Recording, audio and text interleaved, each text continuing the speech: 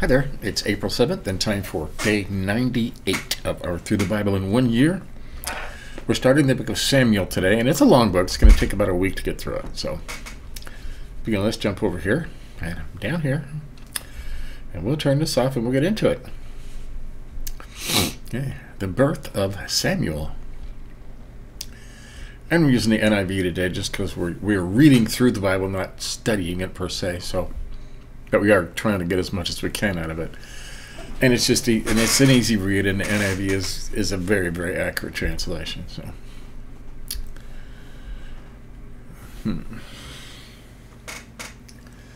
can't see out of these glasses. I have to give them a quick clean here. Just keep my fingers off of them, I guess.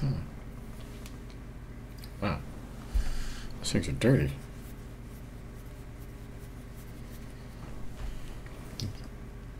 That's better. Okay. Wow. These things are terrible. Let's try these. Oh, yeah. Okay. There was a certain man from Ramathaim, a Zophite, from the hill country of Ephraim, whose name was Elkanah, son of Jeroham, son of Elihu, son of Tohu, son of Ohu, the Elamite. Wow. He had two wives. One was called Hannah, the other was called Peninnah.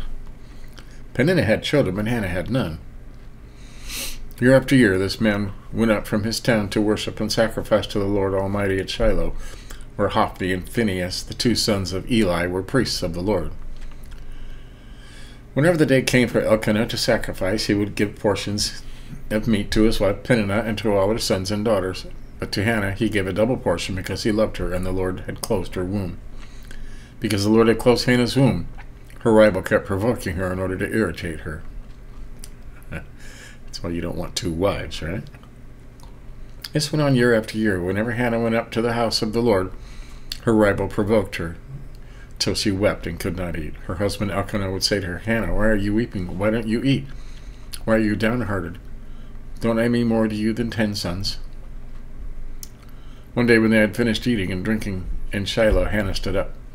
Now Eli the priest was sitting on his chair by the doorpost of the Lord's house.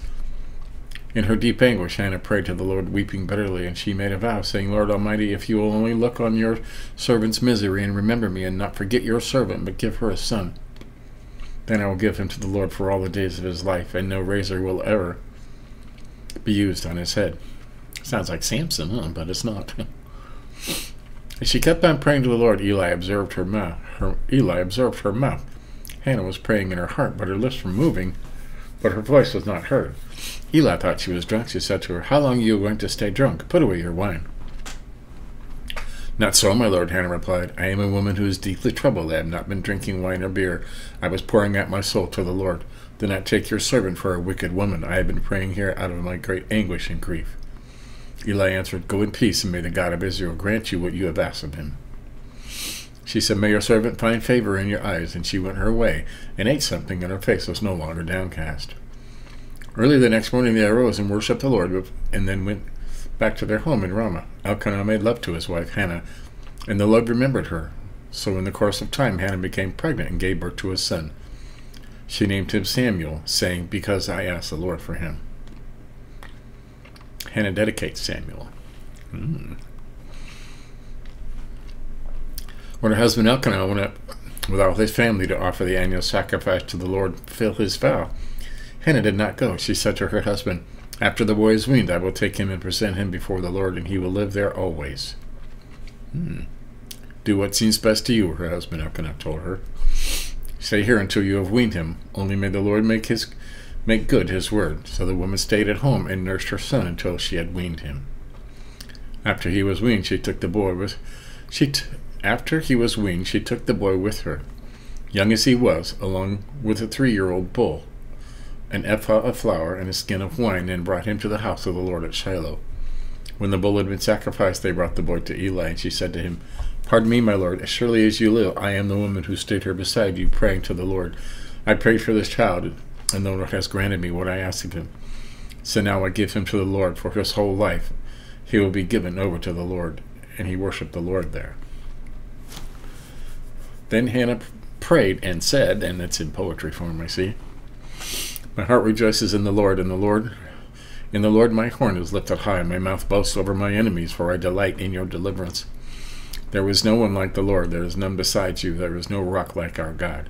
Do not keep talking so proudly, or let your mouth speak such arrogance, for the Lord is a God who knows, and by him deeds are weighed. The bows of the warriors are broken, but those who stumbled are armed with strength. Those who were full hired themselves out for food, but those who were hungry are hungry no more. She who was barren has borne 7 children, but she who has had many sons pines away. The Lord brings death and makes alive. He brings down the grave and praises and raises up. The Lord sends poverty and wealth. He humbles and he exalts. He raises the poor from the dust and lifts the needy from the ash heap. He seats them with princes and has them inherit a throne of honor. For the foundations of the earth are the Lord's. On them he has set the world. He will guard the feet of his faithful servants, but the wicked will be silenced in a place of darkness. It is not by strength that one prevails. Those who oppose the Lord will be broken. The Most High will thunder from heaven. The Lord will judge the ends of the earth. He will give strength to his king and exalt the horn of his anointed. Then Elkanah went home to Ramah, but the boy ministered before the Lord under Eli the priest. Eli's wicked sons. Eli's sons were scoundrels. They had no regard for the Lord. Now it was the practice of the priest that whenever any of the people offered a sacrifice, the priest's servant would come with a 3-pronged fork in his hand while the meat was being boiled, and would plunge the fork into the pan or kettle or cauldron or pot. Whatever the fork brought up, the priest would take for himself. This is how they treated all the Israelites who came to Shiloh. But even before the fat was burned, the priest's servant would come and say to the person who was sacrificing, "Give the priest some meat to roast. He won't accept boiled meat from you, only raw." Heck. If the person said to him, "Let the fat be burned first and then take whatever you want," the servant would answer, "No, hand it over now. If you don't, I'll take it by force." This sin of the young men was very great in the Lord's sight, for they were treating the Lord's offering with contempt. But Samuel was ministering before the Lord. The boy wearing a linen ephod. Each year his mother made him a little robe and took it to him when she went up with her husband to offer the annual sacrifice. Eli would bless Elkanah and his wife, saying, "May the Lord give you children by this woman to take the place of the one she prayed for and gave to the Lord." Then they would go home, and the Lord was gracious to Hannah. She gave birth to 3 sons and 2 daughters. Meanwhile the boy Samuel grew up in the presence of the Lord. Now Eli, who was very old, heard about everything his sons were doing to all Israel, and how they slept with the women who served at the entrance to the tent of meeting. So he said to them, "Why do you do such things? I hear from all the people about these wicked deeds of yours. No, my sons, the report I hear spreading among the Lord's people is not good. If one person sins against another, God may mediate for the offender. But if one sins against the Lord, who will intercede for them?" His sons, however, did not listen to their father's rebuke, for it was the Lord's will to put them to death. And the boy Samuel continued to grow in stature and in favor with the Lord and with people. Prophecy against the house of Eli. Now we're not even to chapter 3 yet. Now the man of God came to Eli and said to him, "This is what the Lord says. Did I not clearly reveal myself to your ancestors' family when they were in Egypt under Pharaoh? I chose your ancestor out of all the tribes of Israel to be my priest, to go up to my altar, to burn incense, and to wear an ephod in my presence. I also give your ancestors' family all the food offerings presented by the Israelites. Why do you scorn my sacrifice and offering that I prescribed for my dwelling? Why do you honor your sons more than me by fattening yourselves on choice parts of every offering made by my people of Israel? Therefore the Lord God of Israel declares, I promised that members of your family would minister before me forever, but now the Lord declares, far be it from me. Those who honor me I will honor, but those who despise me will be disdained. The time is coming when I will cut short your strength and the strength of your priestly house, so that no one in it will reach old age.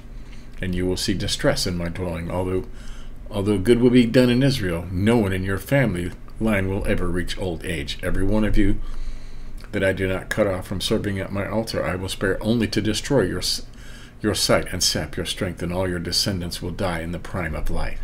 Wow, that's a curse, buddy.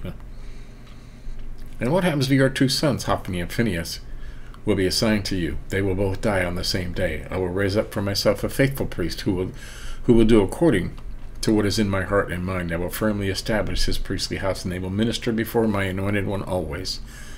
Then everyone left in your family line will come and bow down before him for a piece of silver and a loaf of bread, and plead, appoint me to some priestly office so I can have food to eat.